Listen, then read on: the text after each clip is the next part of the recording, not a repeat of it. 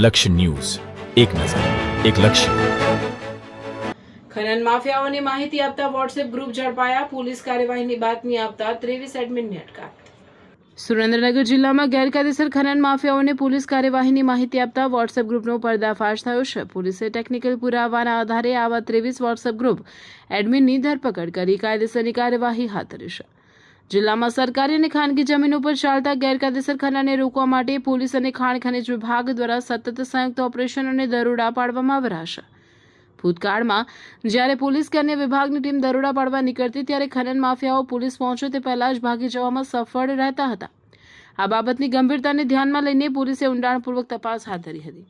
તપાસમાં જાણવા મળ્યું કે કેટલાક સ્થાનિક લોકો પાનના ગલ્લાવાળા અને હોટેલ પર બેસતા ઈસમો પોલીસ તેમજ અન્ય સરકારી વાહનોની અવરજવર પર નજર રાખીને ખનન માફિયાઓ સુધી સચોટ માહિતી પહોંચાડતા હતા.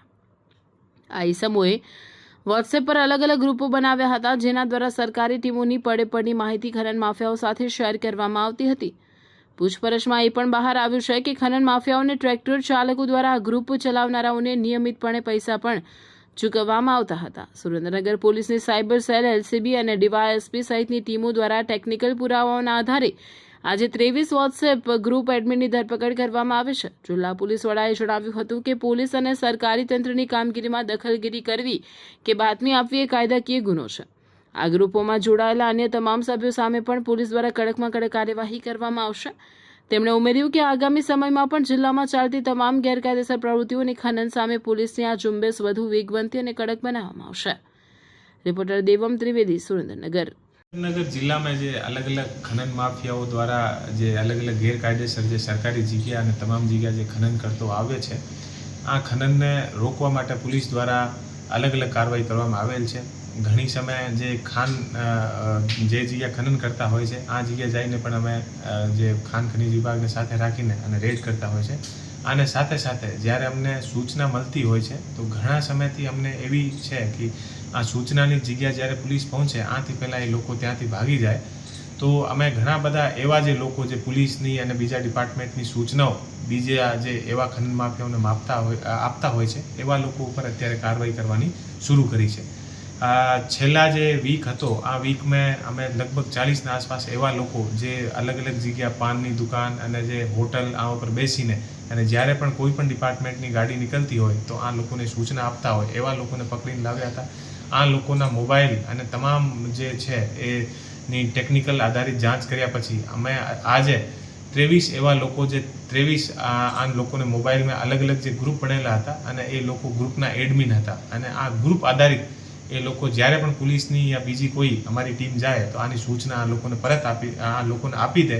આ કારણે અમારી રેડ સક્સેસ નથી થતી હતી.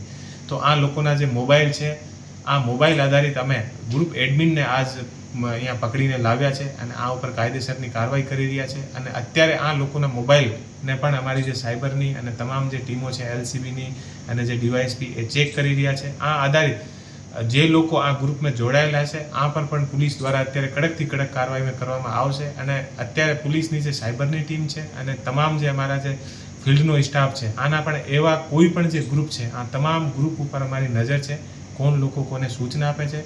અને આથી પૂછપરછ કરવા પછી પણ અમને ખબર પડી છે કે ઘણા બધા જે ટ્રકવાળા છે અને જે ખનન માફિયા છે એવા લોકોને જે ગ્રુપના એડમિન ચલાવતા એડમિન હોય અને બીજા બધા લોકોએ જે સૂચના આપતા હોય આને પૈસા આપતા હોય છે અને પૈસા આધારિત આ આખી જે ઇન્ફોર્મેશન જે છે આ સ્પ્રેડ થતી હોય છે. તો એવા લોકો પર પોલીસ દ્વારા કડકથી કડક કાર્યવાહી કરવામાં આવશે. પોતાની જે પોલીસની જે કાર્યવાહી હોય આમે ઇન્ટરફેર કરવાનો પણ ગુનો દાખલ થશે અને કોઈ પણ એવા ફ્યુચરમાં પણ અમે કાર્યવાહી કરતા રહેવાના છીએ. અને આ લોકો ઉપર કડકાઈથી કાર્યવાહી કરીને અને જે પણ અહીંયા ગેરકાયદેસર ખનન અને બીજા બધા કોઈ પણ ગેરકાયદેસર ધંધા ચાલતા હોય છે આ ઉપર પોલીસ દ્વારા કડક કાર્યવાહી કરવામાં આવશે.